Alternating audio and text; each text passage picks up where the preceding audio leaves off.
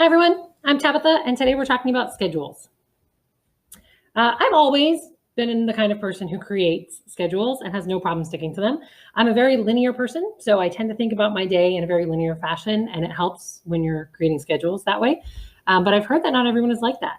A long time ago, I don't have the exact date for you, I did a blog about scheduling and how my tips for scheduling, and I get asked those kinds of questions all the time when I go to school visits by high school students or junior high students, or when I'm out talking to other authors. I get asked a lot of questions about scheduling, how I stick to it, how I make it, and how much time I really spend on stuff. So I'm going to break down my 5 tips for scheduling today.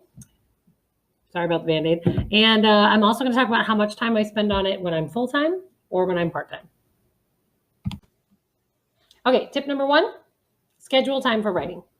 It seems obvious, especially when we're talking about making a schedule for writers, but the reason I start with this is because when you sit down to make a schedule, the writing time needs to be protected, and it needs to be the first thing that you put on there.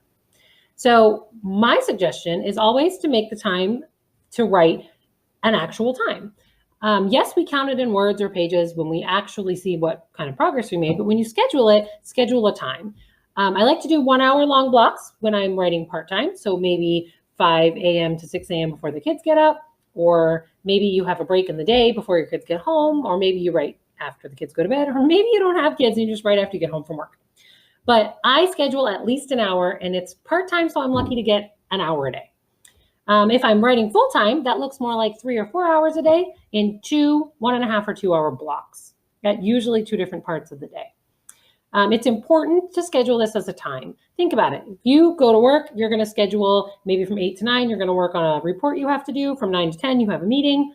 You're giving yourself time blocks. Doing the same thing with your writing makes it feel more professional and more real. And if it feels that way to you, you're more likely to follow through on it. So yes, count your productivity in words, but I suggest making your schedule in minutes. Tip number 2, schedule time for reading. Reading is an important part of being a writer, in my opinion. I read books in my genre to know what kinds of things are out there right now. I read books out of my genre so that I have tips of things that are working for other genres that I can include in mine. I read books about writing. I read all the time and everything. My advice to you is schedule time during the day when you will actually sit down and do that. And again, I schedule this in minutes, even though I measure it in pages. I typically will schedule my reading into 20-minute bursts. And if I'm working part-time, will do this 3 times a day. One of those is normally my lunch. If I'm working full-time, I schedule a full hour to dedicate to sit and read, and a couple, 2 or maybe 3 20-minute bursts, one of which is my lunch. I also count audiobooks, so that your 20 minutes might come on a commute to and or from work, listening to an audiobook. You can listen to audiobooks at the grocery store. You can listen to audiobooks while you're cooking dinner or cleaning the house. Things like that. So be creative on your time, but I highly suggest you find time to schedule to get reading done. I tend to do these in short bursts because sometimes it can be hard to focus on the book you're reading. So if you find that it's tough to focus, the book you're reading is maybe letting your mind wander, consider taking your phone and putting it in another room so you're not tempted to be caught on Twitter when you meant to be reading. Tip number 3, use timers and schedule rewards. That's a 2-part tip.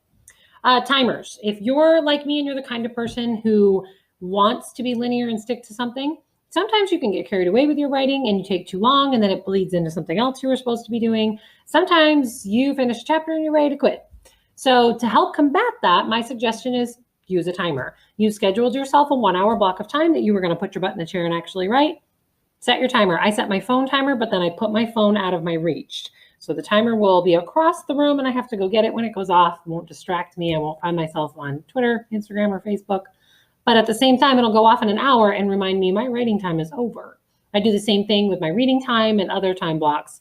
Use a timer. It helps you stick to that schedule you created. However, I also suggest scheduling rewards for yourself. What I mean by this is kind of the same thing you do with a kid. You get yourself on a buyback system. During that hour, you may finish a chapter. Take a pause, celebrate the fact that you just finished a chapter, use that as a great opportunity to refill your coffee, get yourself a snack. If you have the time in your day, if you're full-time and you have the time in your day to go actually pause your timer and come back and restart that hour when you're done with your little reward break, great. If not, don't worry about it. You finished a chapter. Take time to celebrate that. It's really cool. I do the same thing whether I'm reading or writing, especially since sometimes my 20-minute reading timer will go off in the middle of a chapter. So if you stop just to celebrate, whew, I finished my chapter, maybe you'll notice your 20 minutes is almost up. You don't have time for another one. You can decide what to do next. So that's my third piece of advice. Set a timer, but still reward yourself for hitting those milestones before the timer goes off. Number 4, editing and marketing. When I was writing part-time, I don't think I regularly scheduled time for editing, honestly. I should have, but I didn't. A lot of times I was either writing a book or editing that book. I never really did both. Now, when I write full-time, I have time in my day when I'm writing one work in progress, time I'm editing another work in progress. So now it becomes separate parts on my schedule. If you are editing and you're working part-time, and that's the story you're focusing on, I would suggest doing editing in 30-minute bursts, maybe twice a day, if you can squeeze that in. If you can do more than that, awesome. Too much more than that, and the words start to all run together and you forget what you were looking for. And for tips on how I edit, I do have a video on this channel, so check that out. When I'm writing full-time, I schedule about an hour a day where I'm going to set that timer and be actually editing a manuscript. Again, I reward myself for hitting chapters or milestones by pausing the timer, but I do spend an hour a day dedicated to that, except for one day a week when I switch that hour of the day to marketing. Marketing is something I never considered when I was part-time, because when I was part-time, the books weren't out yet. But now that I'm writing full-time, the books are out and we run marketing campaigns and we redesign websites and we make bookmarks to take to school visits and all kinds of things like that. So once a week, it's Thursdays for me, but you can pick your day. I spend that 1 hour that would normally be editing time on marketing. If you have enough time in your day to do both, do both. But my advice is never to ignore editing and marketing in your schedule. They are very important. All right, for tip number 5. Tip number 5 might surprise some of you. Tip number 5 is schedule distractions. A lot of writers are going to tell you to avoid distractions. And in a perfect world, wouldn't that be wonderful? If I could say avoid distractions and you could go, oh, I heard avoid distractions. And now magically you can avoid all distractions. In the real world, in my opinion, that doesn't happen. So instead, I schedule mine.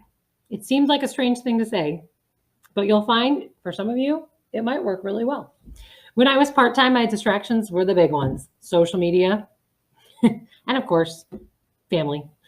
Family is an important one, and I have time every day where I put my writing down and walk away from it. And I would suggest you do the same thing, even if it's not an actual scheduled block of time. But social media, schedule that. I might do my social media stuff more than I plan to, but I have a dedicated amount of time every day. It's about 20 to 30 minutes where I know I'm going to be posting my Twitter games for the day. I know I'm going to be checking in on the writing community. I know I'm going to look at my Instagram and see if there's a challenge. I'm going to do that anyway. I may as well commit it to my schedule. The other distractions, though, when you're working from home or if you're working full time, household chores become a huge one. You get up to go have your hour of time writing and you walk right by a sink full of dishes and you think, oh, well, really quick, I'll just do this. And before you know it, your hour's up and all you've done is clean your entire kitchen. So I actually schedule a little time for that too. I take my household chores and I split them into chores I could do in 15 minutes, half an hour or longer than that. And I try to schedule the 15-minute ones during my day. And that's it. And I don't allow myself to do anything outside of that 15-minute, whatever it was, chore. And again, if I'm going to do one of those, I set the timer. The biggest thing I can say when it comes to scheduling distractions is you have to hold yourself accountable on the distraction time as much as you do for the writing time. Set a timer. Don't let yourself go over on a distraction. Give yourself permission to do it. Just don't do too much of it. Okay, that's it for me and my tips on scheduling. I hope you found at least one little tidbit you can use, because if I can help you, then I know I did what I set out to do. So if there's something that you need or are curious about, drop it in the comments and I'll do my best to try to help you if I can. Hit subscribe so you'll know when I'm back. Keep plotting the path to your dreams, and I will see you next week. Bye.